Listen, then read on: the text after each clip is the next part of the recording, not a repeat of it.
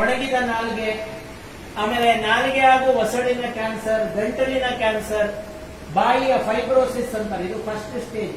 ಮಾಡ್ಲಿಕ್ಕೆ ಆಗಲ್ಲ ಅವ್ರಿಗೆ, ಅರ್ಥ ಆಯ್ತಾ? ಯಾಕಂದ್ರೆ ಇಲ್ಲೆಲ್ಲ ಇದಾಗ್ಲಿಕ್ಕೆ ಶುರುವಾಗ್ತದೆ. ಸಣ್ಣ ಪುಟ್ಟ ಗಾಯಗಳಾಗಿ ಅವರಿಗೆ ಏನು ಸರಿಯಾಗಿ ಏನು ಅಲ್ಲಿ ಗಾಯಗಳು ಸರಿಯಾಗಿ ಒಣಗುವುದಿಲ್ಲ, ಬಾಯಿ ಇದು ಮಾಡ್ಲಿಕ್ಕೆ ಆಗುದಿಲ್ಲ, ಮಾಡ್ಲಿಕ್ಕೆ ಆಗಲ್ಲ ಅಂತ ಪರಿಸ್ಥಿತಿಗೆ ಬರ್ತಾರೆ. ಸೊ ಇನ್ನು ಶ್ವಾಸಕೋಶದ ಮೇಲೆ ಪರಿಣಾಮ ಅನ್ನುವಾಗ ಇದು ಹೆಚ್ಚಾಗಿ ಸ್ಮೋಕಿಂಗ್ ಇಂದ ಬರುವಂತದ್ದು. ಬ್ರಾಂಕೈಟಿಸ್ ಅಂತ ಹೇಳ್ತಾರೆ, ಅಂದ್ರೆ ಉಬ್ಬಸ, ಆಸ್ತಮಾ, ಶ್ವಾಸಕೋಶದ ಕ್ಯಾನ್ಸರ್ಗಳು. ಇಲ್ಲಿ ನೋಡಿ ನಿಮ್ಗೆ ಗೊತ್ತಾಗುತ್ತೆ, ಸ್ಮೋಕ್ ಮಾಡದೇ ಇರುವವನ ಲಂಗ್ ಬಿಳಿ ಇದೆ. ನೀವು ತಂದೂರಿ ಚಿಕನ್ ಮಾಡ್ತಿರಲ್ಲ ಹಾಗೆ, ಸ್ಮೋಕ್ ಮಾಡುವವನ ಲಂಗ್ ನೋಡಿ ಕಪ್ಪು ಇದೆ.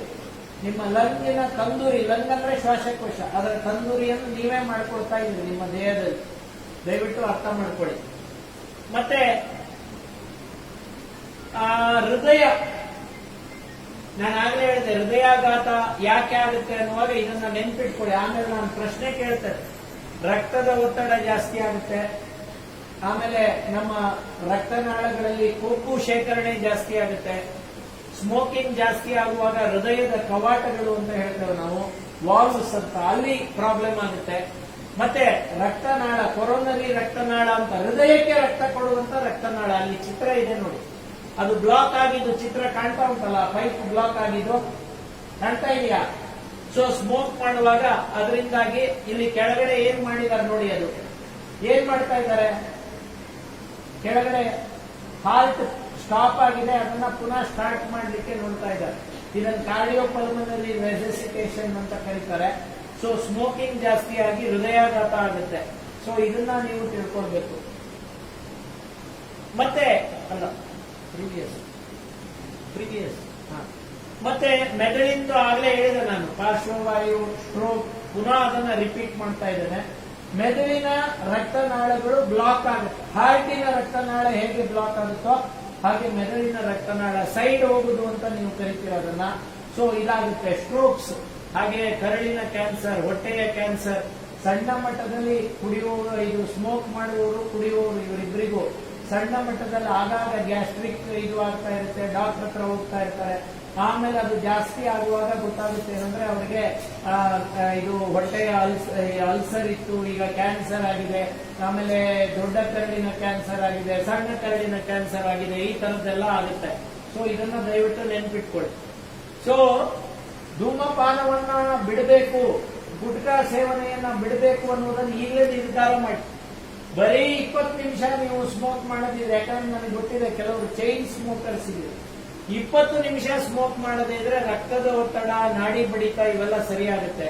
ಕೈ ಕಾಲುಗಳು ಏನು ಬಿಸಿ ಬಿಸಿ ಆಗಿದ್ದು ಅದು ಸರಿಯಾಗುತ್ತೆ. 8 ಅವರ್ಸ್ ಬಿಟ್ರೆ ನಿಮ್ಮ ರಕ್ತದಲ್ಲಿ ಕಾರ್ಬನ್ ಮೊನಾಕ್ಸೈಡ್ ಅಂತ ಹೇಳ್ತಾರೆ, ಅದರ ಪ್ರಮಾಣ ಕಡಿಮೆ ಆಗುತ್ತೆ.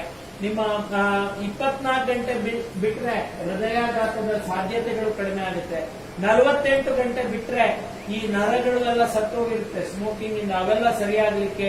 ಮತ್ತೆ ಸ್ಮೋಕಿಂಗ್ ಇಂದ ವಾಸನೆ ಗೊತ್ತಾಗ್ತಾ ಇರಲ್ಲ, ಬಾಯಿ ರುಚಿ ಗೊತ್ತಾಗ್ತಿರಲ್ಲ, ಅದೆಲ್ಲ ಸರಿಯಾಗುತ್ತೆ.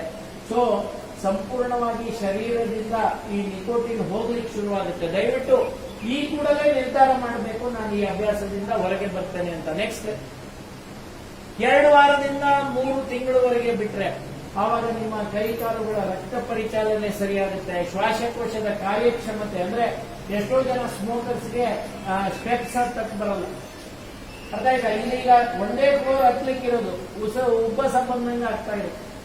ಯಾರು ಸ್ಮೋಕಿಂಗ್ ಅನ್ನು ಬಿಡ್ತಾರೆ ಆಲ್ಮೋಸ್ಟ್ ಅವರು 30% ಅವರಿಗೆ ಅದು ಇಂಪ್ರೂವ್ ಆಗುತ್ತೆ. ಈಗ ಸುಮಾರು ಜನ ನೋಡಿ, ನಾನು ಕ್ಲಾಸ್ ನಡೀತಿದ್ದಾಗ ಕೆಮ್ತಾ ಇಲ್ಲ, ಕೆಮ್ತಾ ಇರೋದಕ್ಕೆ ಕಾರಣ ಸ್ಮೋಕಿಂಗ್.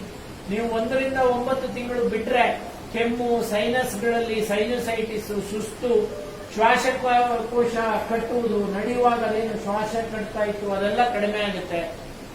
ಸೊ ಕಫ ನಿಯಂತ್ರಣ ಆಗುತ್ತೆ, ಮತ್ತೆ ಶ್ವಾಸಕೋಶ ಸ್ವಲ್ಪ ಸ್ವಚ್ಛ ಆಗುತ್ತೆ. 1 ವರ್ಷ ಬಿಟ್ರೆ 50% ಹಾರ್ಟ್ ಅಟ್ಯಾಕ್ ಚಾನ್ಸ್ ಕಡಿಮೆ ಆಗುತ್ತೆ. ನೀವು ಸ್ಮೋಕ್ ಮಾಡ್ತಾ ಇದ್ರೆ ನಿಮ್ಗೆ ಏನು ಹಾರ್ಟ್ ಅಟ್ಯಾಕ್ ಆಗ್ತಾ ಇತ್ತು ಅದ್ರಲ್ಲಿ 50% ಚಾನ್ಸ್ ಕಡಿಮೆ ಆಗುತ್ತೆ. ಸೊ ಇದನ್ನ ನೀವು ನೆನ್ಪಿಟ್ಕೊಳ್ಬೇಕು. 5 ವರ್ಷ ಬಿಟ್ರೆ ಶ್ವಾಸಕೋಶದ ಕ್ಯಾನ್ಸರ್, ಬಾಯಿಯ ಕ್ಯಾನ್ಸರ್, ಗಂಟಲಿನ ಕ್ಯಾನ್ಸರ್, ಅನ್ನನಾಳದ ಕ್ಯಾನ್ಸರ್ ಇವೆಲ್ಲ ಕಡಿಮೆ ಆಗುತ್ತೆ. ಅಂಡ್ ಸ್ಟ್ರೋಕ್ ಉಂಟಾಗುವ ಒಂದು ನಾನು ಆಗಲೇ ಹೇಳಿದಲ್ಲ ಸೈಡ್ ಹೋಗುತ್ತೆ ಅಂತ, ಅದು ಕೂಡ 50% ಕಡಿಮೆ ಆಗುತ್ತೆ. 10 ವರ್ಷ ಬಿಟ್ರೆ ಶ್ವಾಸಕೋಶದ ಕ್ಯಾನ್ಸರ್ ಉಂಟಾಗುವ ಸಂಭವ ಕಮ್ಮಿ ಆಗುತ್ತೆ. 15 ವರ್ಷ ಬಿಟ್ರೆ ನೀವು ಹೃದಯದ ಕಾಯಿಲೆಗಳು ಎಲ್ಲ ಸರಿ ಹೋಗುತ್ತೆ. ನೀವು ಅಂದ್ರೆ ಯಾರು ಸ್ಮೋಕ್ ಮಾಡದೆ ಹಾರ್ಟ್ ಅಟ್ಯಾಕ್ ಆಗುತ್ತೆ ಅವನು ಹೇಗೆ ಹಾರ್ಟ್ ಅಟ್ಯಾಕ್ ಆಗುತ್ತೋ ಹಾಗೆ ನಿಮ್ಗೆ ಆಗಬಹುದು, ಆದ್ರೆ ಚಾನ್ಸ್ ಬಹಳ ಕಡಿಮೆ ಆಗುತ್ತೆ. ಅದನ್ನ ನೆನ್ಪಿಟ್ಕೊಳ್ಬೇಕಂದ್ರೆ, ಯಾಕಂದ್ರೆ ಬಹಳ ಜನ ಕೇಳ್ತಾರೆ, ಸರ್ ಅವನು ಕುಡಿತಾನೆ ಇರಲಿಲ್ಲ, ಸಿಗರೇಟು ಸೇರ್ತಾ ಇರಲಿಲ್ಲ, ಅವನಿಗೆ ಹಾರ್ಟ್ ಅಟ್ಯಾಕ್ ಆಯ್ತು ಅಂತ. ಅದು ಏನು ಮಾಡಕ್ಕಾಗಲ್ಲ. ನಾವು ರಸ್ತೆಯಲ್ಲಿ ಹೋಗುವಾಗ ಬಿದ್ದು ಆಕ್ಸಿಡೆಂಟ್ ಆಗಬಹುದು ಅಲ್ವಾ. ನಾಯಿ ಅಡ್ಡ ಬಂತು, ಬೈಕ್ಗೆ ಬ್ರೇಕ್ ಹಾಕಿದ್ರಿ ಬಿದ್ದು, ಅದಕ್ಕೆ ಅಂತ ಹೇಳಿ ಹೈವೇಲಿ ಹೋಗಿ ಬೈಕ್ ಇಟ್ಕೊಂಡು ಮುಂದೆ ಬಸ್ ಬರುವಾಗ 2 ಕೈ ಹಿಂಗೆ ಇಟ್ಕೊಂಡು ನಿಂತ್ಕೊಳಕ್ಕಾಗತ್ತ? ಯೋಚನೆ ಮಾಡಿ. ಸೊ ಅಂತದೆಲ್ಲ ಮಾತುಗಳು ಹೇಳಕ್ ಸುಲಭ, ಆದ್ರೆ ನಾನು ಹೇಳಿದೆಲ್ಲ, ಈಗ ಅವನು ಜುಂಜುನ್ವಾಲ ಜೀವನದಿಂದಲೇ ಕಲೀರಿ, ಹೋದ ಜೀವ ವಾಪಸ್ ಬರಲ್ಲ. ಹೌದಾ? ನಿಮ್ಗೆ ಅನಿಸ್ಬೋದು ಕುಡಿತಾ ಎಂಜಾಯ್ಮೆಂಟ್, ಅವನು ಸುಮಾರು ಕಡೆ ಹೇಳಿದ್ದಾನೆ, ನಾನು ನೋಡಿ ನನ್ನ ಲೈಫ್ ಆರಾಮಾಗಿದೆ, ನಾನು ಎಂಜಾಯ್ ಮಾಡ್ತೀನಿ, ನಾನು ಆರಾಮಾಗಿದ್ದೀನಿ. ಇದು ಯಾವಾಗ ಇದು ಆಗುತ್ತೆ ಹೇಳಕ್ ಬರಲ್ಲ. ಈಗ ಇವೆಲ್ಲ ಪ್ರಾಬ್ಲಮ್ಸ್ ಬಗ್ಗೆ ಹೇಳಿದೆ, ಇನ್ನು ಸೊಲ್ಯೂಷನ್ ಹೇಳ್ಬೇಕಲ್ಲ. ಸಿಗರೆಟ್ ಬಿಡ್ಲಿಕ್ಕೆ ಸಾಧ್ಯ ಇದೆಯಾ? ಸಿಗರೆಟು ಗುಟ್ಕಾ ಇದೆಲ್ಲ ಬಿಡ್ಲಿಕ್ಕೆ ಸಾಧ್ಯ ಇದೆಯಾ? ಸಾಧ್ಯ ಇದೆ. ಇದನ್ನ ಹೇಗೆ ಮಾಡ್ತೇವೆ ಅಂದ್ರೆ, ಇದಕ್ಕೆ ಮನೋವೈದ್ಯಕೀಯ ಸಲಹೆ ಅಗತ್ಯ. ದಯವಿಟ್ಟು ತಿಳ್ಕೊಳ್ಳಿ. ನಿಕೋಟಿನ್ ರಿಪ್ಲೇಸ್ಮೆಂಟ್ ಥೆರಪಿ ಅಂತ ನಮ್ಮ ಆಸ್ಪತ್ರೆಯಲ್ಲಿ ಡಾಕ್ಟರ್ ಸುನೀಲ್ ಅವರು ಇದ್ರ ಬಗ್ಗೆ ಸಾಕಷ್ಟು ಆಸಕ್ತಿಯನ್ನು ತಗೊಂಡು ಅವರು ಇದ್ರ ಬಗ್ಗೆ ಸ್ವಲ್ಪ ನಿಮಗೆ ಕೌನ್ಸಿಲಿಂಗ್ ಅನ್ನು ಕೂಡ ಮಾಡ್ತಾರೆ. ಹಾಗೆ ಇದರಿಂದ ಹೊರಗೆ ಬರಲಿಕ್ಕೆ ಕೆಲವು ಈ ನಿಕೋಟಿನ್ ರಿಪ್ಲೇಸ್ಮೆಂಟ್ ಥೆರಪಿ ಅಂದ್ರೆ, ಯಾಕೆ ನೀವು ಸ್ಮೋಕ್ ಮಾಡ್ತಾ ಇದ್ರಿ ಗೊತ್ತಾ? ಬ್ರೈನ್ ನಲ್ಲಿ ಒಂದು ಕೇಂದ್ರ ಇದೆ, ಸಣ್ಣದೊಂದು, ನಿಮಗೆ ಕಾಣಲ್ಲ, ಅದು ಮೆದುಳಲ್ಲಿ. ಸ್ಮೋಕ್ ಮಾಡಿದ ಕೂಡಲೇ ಅದಕ್ಕೆ ಕಿಕ್ ಜಾಸ್ತಿ ಆಗುತ್ತೆ, ಖುಷಿ ಬರುತ್ತೆ. ಅದನ್ನು ನಾವು pleasure centre of the brain ಅಂತ ಕರೀತೀವಿ. ಮನಸ್ಸಿಗೆ ಖುಷಿ ಕೊಡುವ ಕೇಂದ್ರ. ಸೊ ಮನಸ್ಸಿಗೆ ನೀವೆಲ್ಲ ನೀವೆಲ್ಲ ಸಿಗರೇಟ್ ಸೇದುವ ಬದಲಿಗೆ ನಿಮ್ಗೆ ಒಂದು ಪೇಪರ್ ಬೆಂಕಿ ಹಚ್ಚಿ ಯಾರಾದ್ರೂ ಸ್ಮೋಕ್ ಮಾಡ್ತೀರಾ? ಯಾರಾದ್ರೂ ಮಾಡಲ್ಲ. ಇಲ್ಲಿ ನಿರ್ದೋಷ ಅಂತ ಸಿಗರೇಟ್ ಕೊಡ್ತಾರೆ, ಅದನ್ನ ಅದು ಇಲ್ಲಿರುವಾಗ ಕಾಟ ತಡಿಲಿಕ್ಕಾಗದೆ ಸುಮ್ಮನೆ ಮಾಡ್ತೀರಾ. ಅದೇನಾದ್ರೂ ಕಿಕ್ ಕೊಡುತ್ತಾ? ಯಾರಿಗಾದ್ರೂ ಕಿಕ್ ಸಿಗುತ್ತಾ ಅದರಿಂದ? ಇಲ್ಲ. ಯಾಕೆಂದ್ರೆ ಈ ಕಿಕ್ ಸಿಗುವಂತ ಪದಾರ್ಥ ಏನಿದೆ ಇದನ್ನ ನಾವು ಈ ನಿಕೋಟಿನ್ ಅನ್ನುವಂಥದ್ದು ಇದು ಬ್ರೈನ್ ಅನ್ನ ಸ್ಟಿಮ್ಯುಲೇಟ್ ಮಾಡುತ್ತೆ.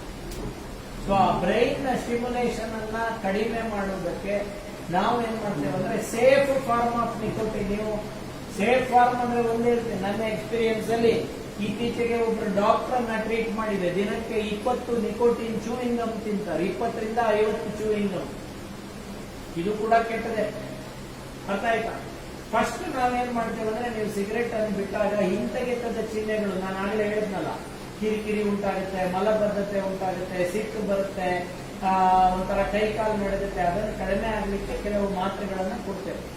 ಅರ್ಥ ಆಗ್ತಾ ಇದೆಯಾ? ಈ ಮಾತ್ರೆಗಳು ಅವು ಚೂಯಿಂಗ್ ಗಮ್ಗಳು. ಇದು ಏನ್ ಮಾಡುತ್ತೆ ಅಂದ್ರೆ, ಈ ಚೂಯಿಂಗ್ ಗಮ್ಗಳು ನಿಮ್ಮ ಬ್ರೈನ್ ನಲ್ಲಿ, ಇದು ಸ್ಮೋಕ್ ಮಾಡಿದ ಕೂಡಲೇ ಏನಾಗ್ತಾ ಇತ್ತು, ಡೋಪಮಿನ್ ಅನ್ನುವಂತ ಕೆಮಿಕಲ್ ಬ್ರೈನ್ ನಲ್ಲಿ ಜಾಸ್ತಿ ಆಗುತ್ತೆ, ಮನಸ್ಸಿಗೆ ಖುಷಿ ಸಿಗುತ್ತೆ. ಅದನ್ನೇ ಈ ನಿಕೋಟಿನ್ ಅನ್ನುವ ಪದಾರ್ಥದ ಮೂಲಕ ಕೊಡ್ತೇವೆ. ಸೊ ಈ ನಿಕೋಟಿನ್ ಅನ್ನುವ ಪದಾರ್ಥದ ಮೂಲಕ ಇದನ್ನು ಕೊಟ್ಟಾಗ ನಿಮ್ಮ ಮನಸ್ಸಿಗೆ ಖುಷಿ ಸಿಗುತ್ತೆ. ಅದನ್ನೇ ನಾವು ಇಲ್ಲಿ ನೋಡಿ ಪಕ್ಕದಲ್ಲಿ ತೋರಿಸಿದ್ದೇವೆ, ಚಿತ್ರ ನೋಡಿದ್ರೆ ಗೊತ್ತಾಗುತ್ತೆ. ನಿಕೋಟಿನ್ ಚೂಯಿಂಗ್ ಗಮ್ಸ್ ಎಷ್ಟು ಜನ ಯೂಸ್ ಮಾಡ್ತಾ ಇದ್ದೀರಾ? ಕೈ ಎತ್ತಿ. ಇಬ್ರೆಯ? ಎಷ್ಟು ಜನ ನಿಕೋಟಿನ್ ಪ್ಯಾಚಸ್ ಹಾಕೊಂಡಿದ್ದೀರಾ? ಕೈ ಎತ್ತಿ. Very good. ಸೊ ಈ ಪ್ಯಾಚಸ್, ಈ ಚೂಯಿಂಗ್ ಗಮ್ ಇದು ಸೇಫ್ ಫಾರ್ಮ್ ಆಫ್ ನಿಕೋಟಿನ್ ಅನ್ನ ನಿಮಗೆ ಕೊಡುತ್ತೆ. ಆದ್ರೆ ಸೇಫ್ ಅಂದ್ರೆ ಅದನ್ನು ಜಾಸ್ತಿ ಯೂಸ್ ಮಾಡಿದ್ರೆ ಅದು ಕೂಡ ಅಭ್ಯಾಸ ಆಗುತ್ತೆ, ದಯವಿಟ್ಟು ತಿಳ್ಕೊಳ್ಳಿ. ಸೊ ಮತ್ತೊಂದು ಮಾತ್ರೆ ಇದೆ, ಬ್ಯೂಪ್ರೋಪಿಯೋನ್ ಅಂತ ಮಾತ್ರೆ ಇದೆ. ಅದು ಏನ್ ಮಾಡುತ್ತಂದ್ರೆ, ಅದು ಖಿನ್ನತೆ ನಿವಾರಕ ಮಾತ್ರೆ. ಅದು ಡೋಪಮಿನ್ ಮತ್ತೆ ನಾರೆಡ್ರಿನಲ್ಲಿನ ಮನಸ್ಸಿಗೆ ಖುಷಿ ಕೊಡುವ ಒಂದು ಇದನ್ನ ಕಡಿಮೆ ಮಾಡುತ್ತೆ, ಆಸೆ ಕಡಿಮೆ ಮಾಡುತ್ತೆ, ಹಿಂತೆಗೆತದ ಚಿಹ್ನೆಗಳನ್ನ ಕಡಿಮೆ ಮಾಡುತ್ತೆ. ನೀವು ಸ್ಮೋಕ್ ಮಾಡಿದ್ರು ನಿಮ್ಗೆ ಏನು ಕಿಕ್ ಸಿಗಲ್ಲ. ಅದೇ ಇದರ ಒಂದು ದೊಡ್ಡ ಇದು, ಈ ಬ್ಯೂಪ್ರೋಪಿಯಾನ್. ಆದ್ರೆ ಇದು ಫಿಡ್ಸ್ ಇರುವವರಿಗೆ ಕೊಡ್ಲಿಕ್ಕಾಗಲ್ಲ, ದಯವಿಟ್ಟು ನೆನಪಿಟ್ಕೊಳ್ಳಿ. ಆಮೇಲೆ ಈ ಕೆಲವೊಮ್ಮೆ ಇದರಿಂದ ಇದು ತಗೊಳ್ಳುವಾಗ ನಿದ್ರಾಹೀನತೆ ಬರ್ಬೋದು. ಸೊ ಅದನ್ನು ಕೂಡ ನೆನ್ಪಿಟ್ಕೊಳ್ಳಿ. ಸೊ ನೀವು ಏನ್ ತಿಳ್ಕೊಳ್ಬೇಕು ಅಂದ್ರೆ ಈ ನಿಕೋಟಿನ್ ರಿಪ್ಲೇಸ್ಮೆಂಟ್ ಥೆರಪಿ ಅನ್ನೋದು ಬಹಳ ಮುಖ್ಯ. ಸೊ ನಿಕೋಟಿನ್ ಪ್ಯಾಚ್ ಇದೆ, ನಿಕೋಟಿನ್ ಇದೇ ಇರುತ್ತಲ್ಲ ಸ್ಟ್ರೆಪ್ಸಿಲ್ ಅಂತ ನೀವು ತಗೊಳ್ತಿದ್ರಲ್ಲ, ಸ್ಟ್ರೆಪ್ಸಿಲ್ಸ್ ಅಂತ, ಅದೇ ತರ ಲೊಸೆಂಜಸ್ ಇದೆ, ನಿಕೋಟಿನ್ ಗಮ್ ಇದೆ. ಇದು ಒಂದ್ಸರಿ ತಗೊಂಡ್ರೆ ನಿಮ್ ಸಿಗರೆಟ್ ಅಲ್ಲಿ 7 ಸೆಕೆಂಡ್ ಒಳಗೆ ನಿಮ್ಮ ಬ್ರೈನಿಗೆ ಕಿಕ್ ಬರುತ್ತೆ. ಆದ್ರೆ ಇದನ್ನ ನಿಕೋಟಿನ್ ಲೊಸೆಂಜಸ್ ಗಮ್ಮು ಇದೆಲ್ಲ ತಗೊಂಡ್ರೆ 4 ಗಂಟೆ ಟೈಮ್ ಬೇಕಾಗ್ಬೋದು. ಕೆಲವರಿಗೆ 1 ಗಂಟೆ ಬೇಕಾಗ್ಬೋದು, ಕೆಲವರಿಗೆ 1 ರಿಂದ 4 ಗಂಟೆ. ಆದ್ರಿಂದ ಮತ್ತೆ ನಿಮ್ಮ ದೇಹಕ್ಕೆ ಸಡನ್ ಆಗಿ ಕಿಕ್ ಸಿಗುದಿಲ್ಲ, ಆದ್ರೆ ವಿಡ್ರಾಲ್ ಸಿಂಪ್ಟಮ್ ಇರಲ್ಲ. ಸೊ ಇದನ್ನ ನಾವು ಒಂದು 12 ವಾರದವರೆಗೆ ಕೊಡ್ತೇವೆ. ಅರ್ಥ ಆಯ್ತಾ? ನಿಕೋಟಿನ್ ಚೂವಿಂಗ್ ಗಮ್ ಅನ್ನ ಬಹಳ ತಗೊಳಕ್ಕಾಗಲ್ಲ, 12 ವಾರದವರೆಗೆ ತಗೊಳ್ಬಹುದು. ಇದನ್ನ ನೆನ್ಪಿಟ್ಕೊಳ್ಳಿ. ಇದನ್ನ ಮಿಸ್ಯೂಸ್ ಮಾಡಬಾರದು. ಸೊ ನೀವು ಈಗ ಮಾಡಬೇಕಾದದ್ದು ಇಷ್ಟೇ. ಈಗ ನಿಮ್ಗೆ ಟ್ರೀಟ್ಮೆಂಟ್ ಬಗ್ಗೆ ಹೇಳಿದರೆ, ಈಗ ನೀವು ಯಾವತ್ತು ಬಿಡಬೇಕು ಅನ್ನೋದನ್ನ ಡಿಸೈಡ್ ಮಾಡಿ. ಈಗ ನಿನ್ನೆ ನಾವು 75ನೇ ಸ್ವಾತಂತ್ರ್ಯೋತ್ಸವವನ್ನ ಆಚರಿಸಿದ್ದೇವೆ. ಈಗ ಒಂದು ನಿರ್ಧಾರ ಮಾಡ್ಕೊಳ್ಳಿ, ನಿಮ್ಗೆ ಈ ಕಾಯಿಲೆಗಳಿಂದ ಸ್ವಾತಂತ್ರ್ಯ ಬೇಕಾ ಬೇಡವಾ? ಹಿಂಗೆ ಆಸ್ಪತ್ರೆಗೆ ತಿಂಗಳ ಬರ್ತಾ ಇರ್ಬೇಕಾ? ಅಡ್ಮಿಟ್ ಆಗ್ಬೇಕಾ? ಶ್ವಾಸಕೋಶದ ತೊಂದರೆಯಿಂದ ಅಡ್ಮಿಟ್ ಆಗ್ಬೇಕಾ? ಒಂದು 10 ವರ್ಷ ಬಿಟ್ಟು ಕ್ಯಾನ್ಸರ್ ಇಂದ ಅಡ್ಮಿಟ್ ಆಗ್ಬೇಕಾ? ಒಂದು 20 ವರ್ಷ ಬಿಟ್ಟು ಹೃದಯಾಘಾತ ಆಗಿ ಸಾಯ್ಬೇಕಾ? ಕೆಲವರೆಲ್ಲ ಸಣ್ಣ ವಯಸ್ಸಿನ ಹುಡುಗರು, 18-20 ವರ್ಷದ ವಯಸ್ಸಿನ ಹುಡುಗರು ಇದ್ದೀರ. ನಿಮ್ಗೆ ಬೇಗ ಸಾಯ್ಬೇಕಾ? ನಿರ್ಧಾರ ಮಾಡಿ. ತಂಬಾಕನ್ನು ಬಿಡಬೇಕಾದ ದಿನಾಂಕ ಇದನ್ನ ಎಲ್ಲರಿಗೂ ಹೇಳಿ, ನಾನು ಬಿಡ್ತೇನೆ, ಇಂತಿಂತ ದಿನದಿಂದ ಬಿಡ್ತೇನೆ. ತಂಬಾಕಿನ ಉತ್ಪನ್ನ ಖರೀದಿಯನ್ನೇ ನಿಲ್ಲಿಸಿ. ಮತ್ತೆ ಅದು ಆಸೆ ಆಗುದು ಯಾವಾಗ? ಜೋಬಲ್ಲಿದ್ದಾಗ. ಜೋಬಲ್ಲಿ ಬೆಂಕಿ ಪೆಟ್ಟಿಗೆ, ಲೈಟರು, ಆಶ್ಟ್ರೇ ಮನೆಯಲ್ಲಿ ಎದುರಿಗೆ ಇದ್ರೆ ಸ್ಮೋಕ್ ಮಾಡೋಣ ಅನ್ಸುತ್ತೆ, ಅದನ್ನ ತೆಗೆದು ಬಿಸಾಕಿ. ಗುಟ್ಕಾ ಪ್ಯಾಕೆಟ್ ಇಟ್ಕೊಳ್ಬೇಡಿ. ಪ್ರತಿದಿನ ಸಂಕಲ್ಪ ಮಾಡಿ, ನಾನು ಇವತ್ತು ಒಂದು ದಿನ ಬಿಡಲ್ಲ, ಇದು ಏನು ತಂಬಾಕು ಸೇದಲ್ಲ, ಇವತ್ತು ಒಂದು ದಿನ ತಗೊಳ್ಳಲ್ಲ ಅಂತ. ಮನಸ್ಸಿಗೆ ಟೆನ್ಷನ್ ಆಗ್ತಾ ಇರುತ್ತೆ. ಅಂತ ಸಂದರ್ಭದಲ್ಲಿ ಹೆಚ್ಚು ನೀರು, ಹಣ್ಣಿನ ರಸ, ಬೀರಲ್ಲ, ಮತ್ತೆ ಇದು ಬಿಟ್ಟು ಅದನ್ನ ಹಿಡಿಬೇಡಿ. ಸೊ ಇದ್ರ ಬಗ್ಗೆ ಯೋಚನೆ ಮಾಡಿ. ಚಹಾ ಮತ್ತು ಕಾಫಿನೂ ಜಾಸ್ತಿ ತಗೋಬೇಡಿ, ಅದರಲ್ಲೂ ಕೂಡ ಕೆಲವು ಸಮಸ್ಯೆಗಳು ಬರುತ್ತೆ. ಸೊ ಮತ್ತೆ ಹಾಗೆ ಆಸೆ ಆಗುವಾಗ ಬಾಯಲ್ಲಿ ಒಂದು ಪೆಪ್ಪರ್ಮೆಂಟ್ ಇಟ್ಕೊಳ್ಳೋದು, ಚಾಕ್ಲೇಟ್ ಇಟ್ಕೊಳ್ಳೋದು. ಮತ್ತೆ ಅಫ್ಕೋರ್ಸ್ ನಾವು ಡಾಕ್ಟರ್ ಬರೆದ್ರೆ ತಂಬಾಕಿನ ಚೂವಿಂಗ್ ಗಮ್. ಈ ತಂಬಾಕಿನ ಚೂವಿಂಗ್ ಗಮ್ ತಗೊಂಡಾಗ 1 ಗಂಟೆ ಮುಂಚೆ, 1 ಗಂಟೆ ನಂತರ ಕಾಫಿ, ಟೀ ಈ ತರದ ಬಿಸಿಯಾದ ಪದಾರ್ಥಗಳು ತಗೊಳ್ಬಾರ್ದು. ಸೊ ತಂಬಾಕಿಗೆ ಖರ್ಚು ಮಾಡಿದ ಹಣ ಏನಿದೆ, ಎಷ್ಟು ಉಳಿದಿದೆ ನೋಡಿ. ತಂಬಾಕು ಅಂತಲ್ಲ, ಆಲ್ಕೋಹಾಲ್. ಈಗ ನೀವು ಆಲ್ಕೋಹಾಲ್ ಬಿಟ್ಟು ಎಷ್ಟು ದುಡ್ಡು ಉಳಿತು, ಎಷ್ಟು ಮಾನ ಮರ್ಯಾದೆ ಉಳಿತು, ಮನೆಯಲ್ಲಿ ಎಷ್ಟು ಖುಷಿಯಿಂದ ಇದ್ದೀರಿ. ಸೊ ಇದನ್ನೆಲ್ಲ ಇದು ಮಾಡಿ, ಆ ಯೋಚನೆ ಬರುವಾಗ ಬೇರೆ ಏನಾದರೂ ಕೆಲಸ ಮಾಡಲಿಕ್ಕೆ ನಿಮ್ಮ ಮನಸ್ಸು ಹೋಗ್ಬೇಕು. ಸೊ ದಯವಿಟ್ಟು ಇವತ್ತು ಈ ಕ್ಲಾಸ್ ಏನ್ ಮಾಡಿದ್ದೇವೆ, ಇದರದ್ದು ವಿಡಿಯೋ ಮಾಡಿದ್ದೇವೆ, ನೋಡ್ತೇವೆ. ಆದ್ರೆ ನಿಮ್ಗೆ ಅದನ್ನು ಯೂಟ್ಯೂಬಿಗೆ ಹಾಕಿ ಕೊಡ್ತೇವೆ. ಅರ್ಥ ಆಯ್ತಾ? ನಿಮಗೆ ಆಸೆ ಆಗುವಾಗ ಈ ತಂಬಾಕು ಸೇವಿಸುವಾಗ ಏನೆಲ್ಲ ದುಷ್ಪರಿಣಾಮ ಆಗುತ್ತೆ ನೆನಪಿಸ್ಕೊಳ್ಳಿ. ನಾನು ತಂಬಾಕು ಸೇವಿಸೋದಿಲ್ಲ ಅಂತ ನಿಮ್ಮ ಮನೆಯಲ್ಲಿ ದೊಡ್ಡದಾಗಿ ಬರ್ದಿಡಿ. ಮಕ್ಕಳು ಅವಾಗ ಹೇಳ್ತಾರೆ, ನೋಡು ನೀನ್ ಸೇವಿಸೋದಿಲ್ಲ ಅಂತ ಬರ್ದಿದ್ಯಾ, ಮತ್ತೆ ಹಿಂಗ್ ಮಾಡ್ತೀಯಾ ಅಂತ ಜೋರ್ ಮಾಡ್ತಾರೆ. ಮತ್ತೆ ಆ ಸೇವಿಸುವ ಆಸೆ ಆಗುವಾಗ ದೀರ್ಘ ಉಸಿರಾಟ ಮಾಡಿ, ನೀರು ಕುಡೀರಿ. ಅಂದ್ರೆ ನಿಮ್ಮ ಮನಸ್ಸನ್ನ ಡೈವರ್ಟ್ ಮಾಡಿ. ಮತ್ತೆ ಆದಷ್ಟು ಆ ಫ್ರೆಂಡ್ಸ್ ಯಾರು ನಿಮಗೆ ಫೋರ್ಸ್ ಮಾಡ್ತಾರೆ ಅವರಿಂದ ದೂರ ಇರಿ. ಮತ್ತೆ ಇದನ್ನ ಬಿಟ್ಟಾಗ ನಿಮ್ಮ ದೇಹ, ಈಗ ನೀವು ಎಷ್ಟೋ ಜನ ಆಲ್ಕೋಹಾಲ್ ಬಿಟ್ಟವರು ಇವತ್ತು ನಮ್ಮ ಕ್ಯಾಂಪಿನವರೆಲ್ಲ ಇದ್ದೀರಿ. ಎಷ್ಟು ಜನ ಇದ್ದೀರಿ ಕ್ಯಾಂಪಿನವರು? ಕೈ ಎತ್ತಿ. Very good. ಸೊ ನೀವೆಲ್ಲ ಆಲ್ಕೋಹಾಲ್ ಅನ್ನ ಬಿಟ್ಟು ಎಷ್ಟು ನಿಮ್ಮ ಜೀವನದಲ್ಲಿ ಬದಲಾವಣೆ ಆಗಿದೆ ಗಮನಿಸಿ. ಅದೇ ರೀತಿ ಸಿಗರೆಟ್ ಅನ್ನು ಬಿಟ್ರೆ ಇನ್ನೂ ನಿಮ್ಮ ಆತ್ಮವಿಶ್ವಾಸ ಜಾಸ್ತಿ ಆಗುತ್ತೆ, ದೈಹಿಕವಾಗಿ ಮಾನಸಿಕವಾಗಿ ಬದಲಾವಣೆಗಳಾಗುತ್ತೆ. ನಿಮ್ಮನ್ನು ನೋಡುವಾಗಲೇ ನಿಮ್ಮ ಕಾಂತಿ ಒಂದು ರೀತಿಯಲ್ಲಿ ಭಾರಿ ವಿಶಿಷ್ಟವಾಗಿ ಕಾಣ್ತೀರಿ. ಸೊ ದಯವಿಟ್ಟು ನೆನ್ಪಿಟ್ಕೊಳ್ಳಿ, ಸಿಗರೇಟ್ ಸೇವನೆ ಆಲ್ಕೋಹಾಲ್ ಸೇವನೆಯ ತರವೇ. ಗೊತ್ತಾಯ್ತಾ? ಇದರಿಂದ ಹೊರಗೆ ಬಂದ್ರೆ ನಿಮ್ಮ ಆರೋಗ್ಯ ಸುಧಾರಿಸುತ್ತೆ. ದಯವಿಟ್ಟು ಇದನ್ನ ಮನಸ್ಸಿನಲ್ಲಿ ಇಟ್ಕೊಂಡು ಈ ಅಭ್ಯಾಸವನ್ನ ತ್ಯಜಿಸಿ ಅಂತ ಕೇಳ್ಕೊಳ್ತಾರೆ. ಇಲ್ಲಿಗೆ ಈ ಭಾಷಣವನ್ನ ಮುಗಿಸ್ತೇನೆ. ನೀವು ಸ್ಮೋಕ್ ಮಾಡದೇ ಇದ್ರೆ ನಿಮಗೆ ಮನಸ್ಸಿಗೆ ಕಿರಿಕಿರಿ ಆಗುತ್ತೆ, ಭಯ ಆಗುತ್ತೆ, ನಿದ್ರೆ ಸರಿಯಾಗಿ ಬರುವುದಿಲ್ಲ, ತಲೆನೋವು ಬರುತ್ತೆ, ಕೋಪ ಬರುತ್ತೆ, ತಂಬಾಕಿಗಾಗಿ ಒಂಥರ ತೀವ್ರ ಹಂಬಲ, ಚಡಪಡಿಕೆ, ಮತ್ತೆ ಸ್ಮೋಕ್ ಮಾಡಲಿಲ್ಲ ಅಂದ್ರೆ ಮಂಕುತನ ಬರುತ್ತೆ. ಕೆಲವರಿಗೆ ಎಷ್ಟರ ಮಟ್ಟಿಗೆ ಅಂದ್ರೆ ಸ್ಮೋಕ್ ಮಾಡದೇ ಇದ್ರೆ ಒಂದು ರೀತಿಯ ಮಲಬದ್ಧತೆ, ಕಾನ್ಸ್ಟಿಪೇಷನ್ ಅಂತ ಹೇಳ್ತೇವೆ. ಸೊ ಪಾಯ್ಖಾನೆಗೆ ಹೋಗ್ಬೇಕಾದ್ರೆ ಸ್ಮೋಕ್ ಮಾಡಲೇಬೇಕು ಅಂತ ಒಂದು ಪರಿಸ್ಥಿತಿಗೆ ಬರ್ತಾರೆ. ಇದನ್ನು ನಾವು ವಿಡ್ರಾವಲ್ ಸಿಂಪ್ಟಮ್ಸ್ ಅಂತ ನಮ್ಮ ಭಾಷೆಯಲ್ಲಿ ವೈದ್ಯರುಗಳು ನಾವು ಇದನ್ನು ವಿಡ್ರಾವಲ್ ಸಿಂಪ್ಟಮ್ಸ್ ಅಂತ ಕರಿತೇವೆ. ಸೊ ಎಷ್ಟೋ ಜನ ಈ ವಿಡ್ರಾವಲ್ ಸಿಂಪ್ಟಮ್ಸ್ಗೆ ಹೆದರಿ ಇದು ಮಾಡೋದಿಲ್ಲ, ಏನು ಸ್ಮೋಕಿಂಗ್ ಅನ್ನು ಬಿಡುವುದಿಲ್ಲ. ಬಟ್ ಪ್ರಾಬ್ಲಮ್ ಇದರಿಂದಾಗಿ ನಿಮ್ಮ ಆರೋಗ್ಯದ ಮೇಲೆ ಸಾಕಷ್ಟು ಕೆಟ್ಟ ಪರಿಣಾಮಗಳು ಬರ್ಬೋದು. ಇದನ್ನ ನೀವು ತಿಳ್ಕೊಳ್ಬೇಕು. ಈ ಸ್ಮೋಕಿಂಗ್ ಅನ್ನ ವರ್ಜಿಸುವುದು ಅತಿ ಅಗತ್ಯ. ಇವತ್ತು ನೀವು ಹೇಳ್ಬೋದು, ಇಲ್ಲಿ ಬಹಳ ಜನ ಗಲಾಟೆ ಮಾಡ್ತಾರೆ ನಮ್ಮ ಹತ್ರ, ನಾವು ಬರೀ ಕುಡಿತವನ್ನ ಬಿಡಲಿಕ್ಕೆ ಬಂದಿರೋದು ಅಂತ.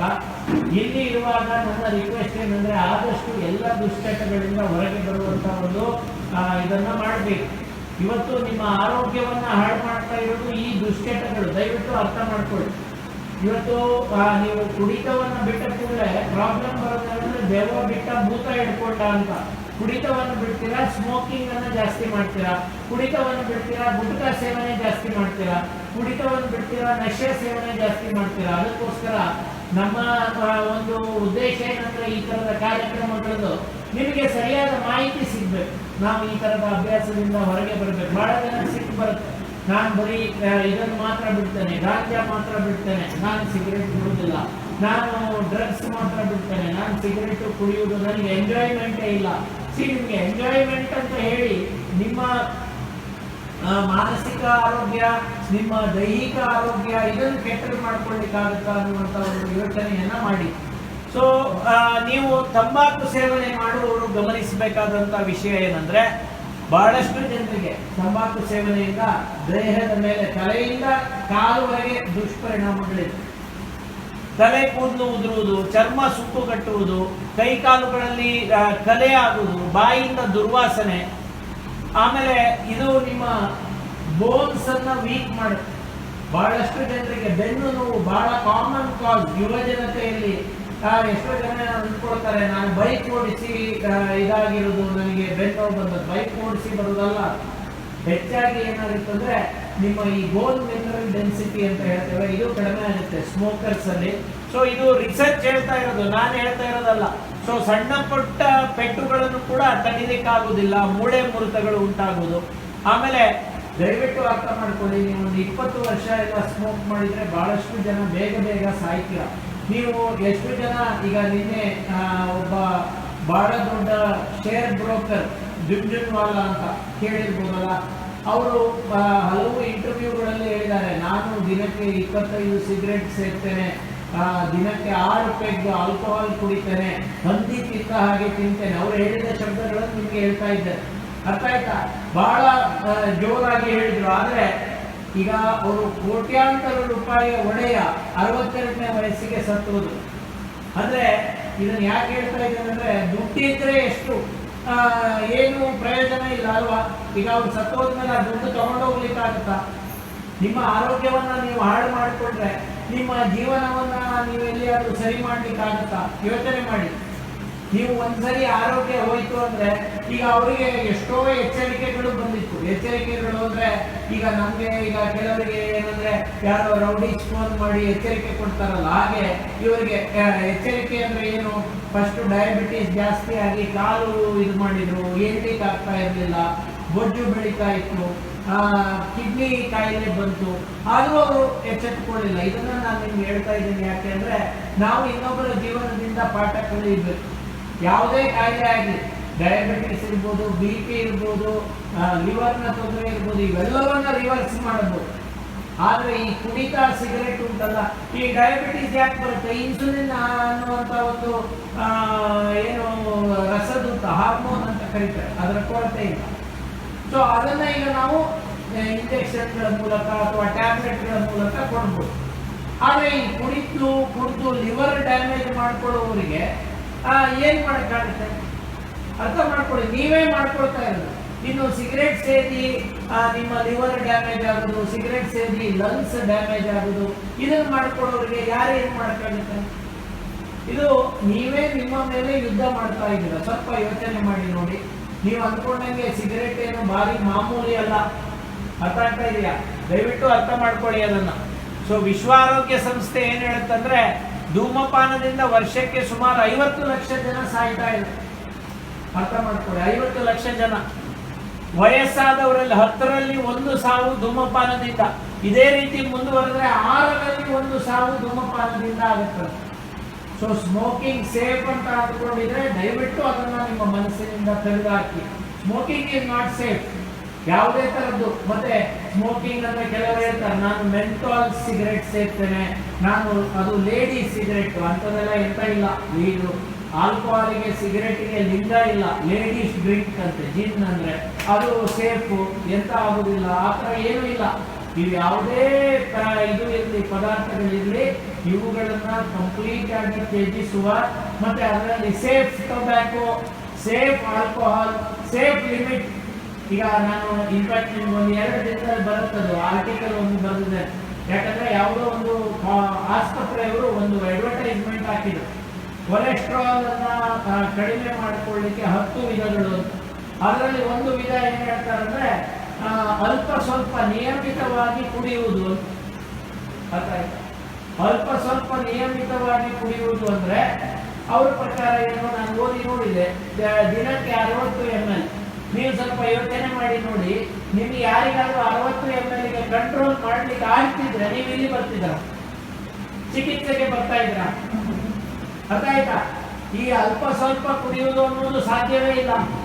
ಎಲ್ಲರೂ ಅಷ್ಟೇ, ಶುರು ಮಾಡುವಾಗ 30 ಇದ್ದದ್ದು 60 ಇದ್ದದ್ದು 90 ಇದ್ದದ್ದು ಕ್ವಾರ್ಟರ್ ಇದ್ದದ್ದು ಬಾಟಲ್, ಹಂತ ಹಂತವಾಗಿ ಏರಿ ಹೋಗುತ್ತೆ. ಅದರಿಂದ ನೀವು ಹಲವು ಸಾರಿ ವೈದ್ಯರು ಕೂಡ ನಾವು ಎಡುತ್ತೇವೆ ಈ ತರದ ಇದನ್ನು ಹೇಳಿ, ಸಿಗರೇಟು ದಿನಕ್ಕೆ 5 ಸೇದು ತೊಂದರೆ ಇಲ್ಲ. ನಾನು ಹೇಳೋದಿಲ್ಲ ಸಿಗರೇಟು ಕುಡಿತಾ ಇಂಥದನ್ನ ಸಂಪೂರ್ಣವಾಗಿ ವರ್ಜಿಸುವುದು.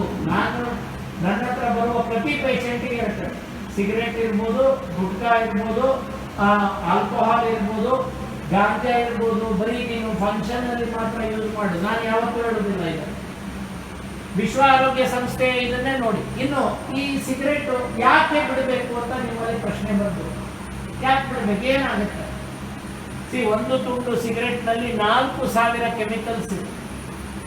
ಆ 4000 ಕೆಮಿಕಲ್ ಅಲ್ಲಿ ಸುಮಾರು 60 ಕ್ಯಾನ್ಸರ್ ಕಾರಕ ಪದಾರ್ಥಗಳು.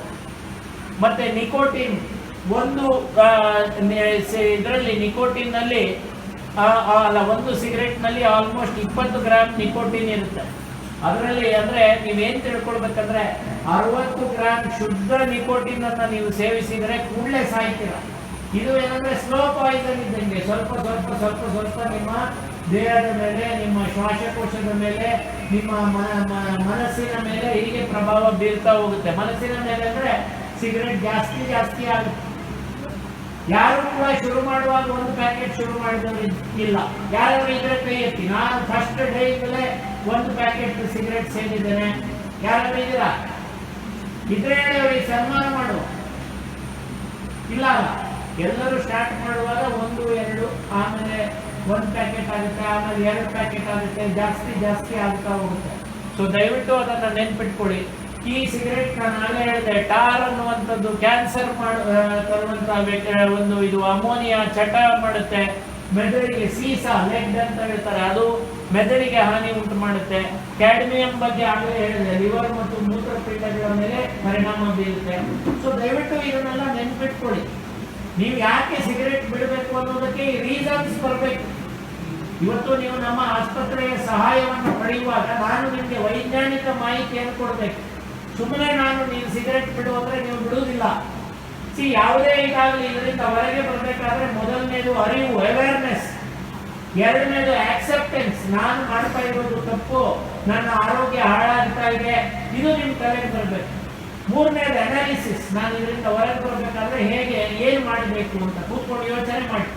ಇಲ್ಲಿ ವಾರ್ಡ್ನಲ್ಲಿ ಇರುವಾಗ ಮನೆಯವರಿಗೆ ಬೈಕೊಂಡು ಅವರಿಗೆ ಬುದ್ಧಿ ಕಲಿಸ್ತೇನೆ, ಇವರಿಗೆ ಬುದ್ಧಿ ಕಲಿಸ್ತೇನೆ ಅಂತ ಕೂತ್ಕೊಳ್ಳೋದಲ್ಲ. ಅನಲೈಸ್ ಮಾಡಿ. ನಾನು ಎಷ್ಟೋ ಜನ ಇದ್ದೀರ 8-10 ವರ್ಷ ಕುಡಿತವನ್ನು ಬಿಟ್ಟವರು ಇದ್ದೀರ, ಕುಡಿಯುವುದು ಬಿಟ್ಟು ಜೀವನದಲ್ಲಿ ಒಳ್ಳೇದಾಗಿ, ಈಗೇನಾಯ್ತು ನಿಮಗೆ? ಸೊ ಅನಲೈಸ್ ಮಾಡಿ ಮತ್ತೆ ಆಕ್ಷನ್ ತಗೊಳ್ಳಿ. ಈಗಲಿಂದಲೇ ನನ್ನ ರಿಕ್ವೆಸ್ಟ್, ನೀವು ಕುಡಿತ ಬಿಡುವುದಕ್ಕೆ ಬಂದಿದ್ರು ಕೂಡ ದಯವಿಟ್ಟು ಸ್ಮೋಕಿಂಗ್ ಅನ್ನು ಕೂಡ ತ್ಯಜಿಸಿ, ತಂಬಾಕನ್ನು ಕೂಡ ತ್ಯಜಿಸಿ.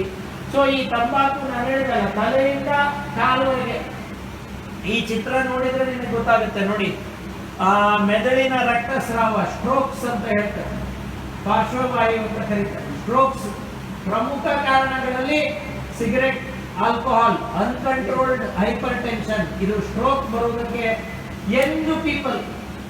ಈಗ ನೀವು ನಿನ್ನೆ ಮೊನ್ನೆ ಪೇಪರ್ನಲ್ಲಿ ಓದಿರ್ಬೋದು, 42 ವರ್ಷದ ಒಬ್ರು ಉದ್ಯಮಿ ತೀರಿ ಹೋದ್ರು. ಆಮೇಲೆ ಯಾರೋ ಒಬ್ರು ಫ್ಲಾಗ್ ಹಾಯಿಸ್ಟಿಂಗ್ ಮಾಡ್ತಾ ಇದ್ರು, ಇದು ನಿನ್ನೆ ಪುತ್ತೂರಿನಲ್ಲಿ ಸಡನ್ ಆಗಿ ಕುಸಿದು ತೀರಿ ಹೋದ್ರು. ಬಹಳ ಸಾವುಗಳಾಗ್ತಾ ಇತ್ತು. ನಮ್ಮ ಸುತ್ತಮುತ್ತ ಬಹಳಷ್ಟು ಸಣ್ಣ ಪ್ರಾಯದಲ್ಲಿ ಜನರು ಸಾಯ್ತಾ ಇದ್ದಾರೆ. ನಾವು ಸ್ವಲ್ಪ ಅರ್ಥ ಮಾಡ್ಕೊಳ್ಬೇಕು, ಈ ಸಾವುಗಳು ಯಾಕೆ ಆಗ್ತಾ ಇದೆ ಅಂತ ಅರ್ಥ ಮಾಡ್ಕೊಳ್ಬೇಕು. ನಮ್ಮ ಜೀವನ ಶೈಲಿ ಬದಲಾಗಬೇಕು.